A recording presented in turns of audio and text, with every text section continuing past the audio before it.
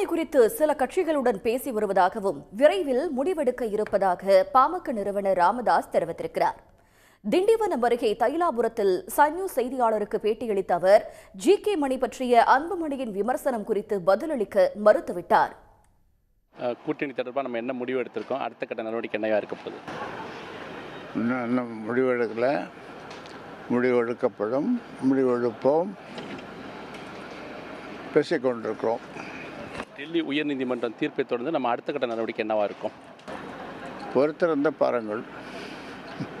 இது வரைக்கும் யாராவது கூட்டணி தொடர்பாக நம்ம கிட்ட மற்ற கட்சிகள் தொடர்பில் இருக்காங்களா? நீங்கள் யாராவது பேசிகிட்டு இருக்கீங்களா? தொடர்பில் இருக்காங்க, பேசிகிட்டு இருக்கோம். அன்புமணி நேற்று பேசும்போது ஜி.கே. மணியை ஒரு துரோகின்னு சொல்லியிருக்காங்க. மீண்டும் ஒரு குற்றச்சாட்டை முன் வச்சுருக்காங்க. இதுக்கெல்லாம் பதில் சொல்கிறது எனக்கு அசிங்கம்.